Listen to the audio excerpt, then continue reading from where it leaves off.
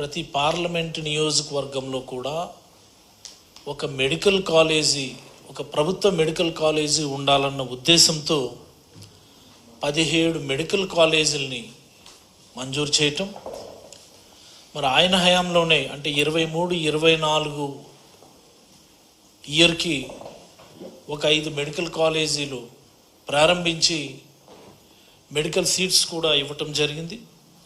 Next year అంటే 24-25కి ఒక 5 medical కాలేజీలు ప్రారంభించే విధంగా నిర్మాణాలని నియర్ కంప్లీషన్ స్టేజ్కి తీసుకొని రావటం జరిగింది.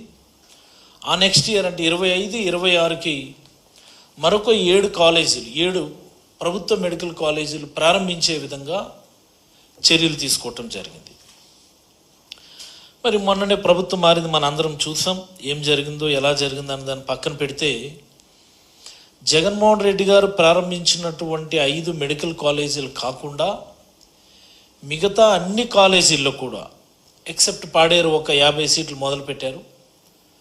వాటన్నిటి నిర్మాణాలను కూడా స్టాప్ చేసి ఆ నిర్మాణాలు పాడవకుండా సేఫ్ లెవెల్ క్లోజర్ చేయాలని, అంటే ఆ పర్టికులర్ కాంట్రాక్టర్స్ ఎవరైతే ఉన్నారో వాళ్ళతో మాట్లాడి నిర్మాణాలు పాడవ్వకుండా అవసరమైనటువంటి తాత్కాలిక నిర్మాణాలను పూర్తి చేసి సేఫ్ లెవెల్ క్లోజర్ చేసి వాటన్నిటినీ కూడా ప్రైవేట్ వాళ్ళకి అప్పచెప్పేయాలన్నటువంటిది ఆ జీవో యొక్క సారాంశం.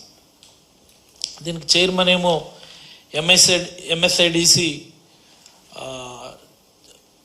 ఎండి, ఏపీ ఎంఎస్ఐడిసి ఎండి చైర్మన్గా ఉంటారన్నటువంటిది దాని జీవోకి సంబంధించినటువంటి సారాంశం. దీన్ని గొప్పగా ఈనాడులో కూడా రాశారు. సేఫ్ క్లోజ్ వ్యయం 100 కోట్లు, సేఫ్ క్లోజ్కి సిఫారసు చేస్తూ, ఇది వీళ్ళు తీసుకున్న నిర్ణయం కాదు. మొన్న ఆగస్టులో గౌరవ ముఖ్యమంత్రి గారు తీసుకున్నటువంటి రివ్యూలో ఆగస్టు 12వ తేదీన నారా చంద్రబాబు నాయుడు గారు ముఖ్యమంత్రి హోదాలో రివ్యూ తీసుకొని ఆ నిర్మాణాలన్నీ నాపేయండి, సేఫ్ క్లోజ్ చేయండి, ప్రైవేట్ వాళ్ళకి అప్పచెప్పేద్దాం, పీపీపీ మోడల్లో వాటిని టేకప్ చేద్దామని చెప్పి ఆయన చెప్పినారట. దానికి అనుగుణంగా ఈరోజు ఒక జీవో ఇవ్వటం జరిగింది. నేను అడుగుతా ఉన్నా, ఈ రాష్ట్ర ప్రజలందరూ కూడా తెలుసుకోవాల్సినటువంటి అంశం ఇది. ఈ రాష్ట్రంలో మెడికల్ విద్య అభ్యసించాలని, డాక్టర్ కావాలని కలలుగనేటటువంటి ప్రతి పేద విద్యార్థి కూడా తెలుసుకోవాల్సినటువంటి అంశం.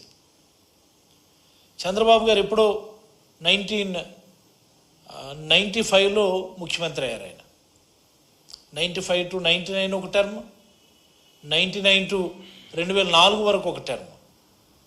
ఇదే కదా పాయింట్. అంటే 14.5 సంవత్సరాలు ఆయన ముఖ్యమంత్రిగా చేశారు. ఆయన ముఖ్యమంత్రి 14.5 సంవత్సరాలు ముఖ్యమంత్రిగా చేసిన సమయంలో ఒక్కటంటే ఒక్క ప్రభుత్వ మెడికల్ కాలేజీలు ఆయన ఏమైనా మంజూరు చేశారా? ఆయన దిగిపోయే టైంకి 2004లో దిగిపోయే టైంకి ఈ రాష్ట్రంలో 11 గవర్నమెంట్ మెడికల్ కాలేజెస్ ఉంటే 11 గవర్నమెంట్ మెడికల్ కాలేజీల్లో ఒక్కటి కూడా చంద్రబాబు హయాంలో మంజూరు చేసినటువంటిది కాదు. అంటే చంద్రబాబు గారికి ప్రభుత్వ మెడికల్ కాలేజీల మీద ఉన్నటువంటి ఆసక్తిని ఈ సందర్భంగా నేను తెలియజేస్తా ఉన్నాను. ఎవరికైనా ఇలాంటి దౌర్భాగ్యమైన రికార్డు ఉందా? ఈ దేశంలో ఏ ముఖ్యమంత్రి అయినా తన హయాంలో కనీసం 1-2 ప్రభుత్వ మెడికల్ కాలేజీలు ఉంటే నా పేరు చిరస్మరణీయంగా మిగులుతుందని ఎవరన్నా అనుకుంటారు. చూసారా, ఆయన 14.5 ఏళ్ల కాలంలో ఒక్కటంటే ఒక్క గవర్నమెంట్ మెడికల్ కాలేజీలు ఇవ్వలేదు ఆయన. At the same time 18 private medical కాలేజీలు వస్తే ఆయన టెన్యూర్లో అవుట్ ఆఫ్ 18 12 ప్రైవేట్ మెడికల్ కాలేజీలకు సంబంధించినటువంటి అనుమతులు ఆయనే ఇచ్చినాడు. ఆయన అంటే ప్రైవేట్ మీద ఆయనకు ఉన్నటువంటి ఆసక్తికి అది ఒక చిన్న నిదర్శనం. ఏమిటి చంద్రబాబు గారు, నాకు అర్థం కాదు, మీ హయాంలో ఒక్కటంటే ఒక్క గవర్నమెంట్ మెడికల్ కాలేజ్ ఇవ్వలేదు. మీ తర్వాత వచ్చినటువంటి రాజశేఖర రెడ్డి గారు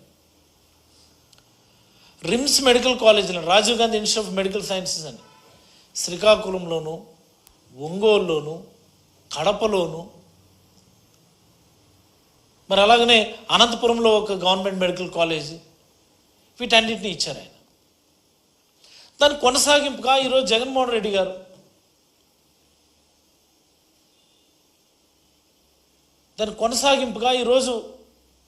జగన్మోహన్ రెడ్డి గారు 17 మెడికల్ కాలేజీలు ఇచ్చారు.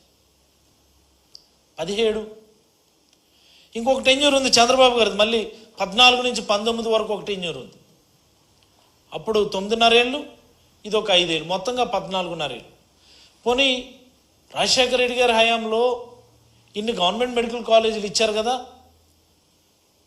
14 నుంచి 19 వరకు అయినటువంటి సమయంలో ఎన్డీఏ గవర్నమెంట్లో భాగస్వామ్యంగా కూడా ఉన్నారు చంద్రబాబు గారు. అంటే నరేంద్ర మోడీ గారు ప్రధానమంత్రిగా ఉన్నప్పుడు వీళ్ళు గవర్నమెంట్లో భాగస్వామ్యంగా ఉండి కూడా ఒక్క గవర్నమెంట్ మెడికల్ కాలేజ్ తెచ్చుకోలేరు.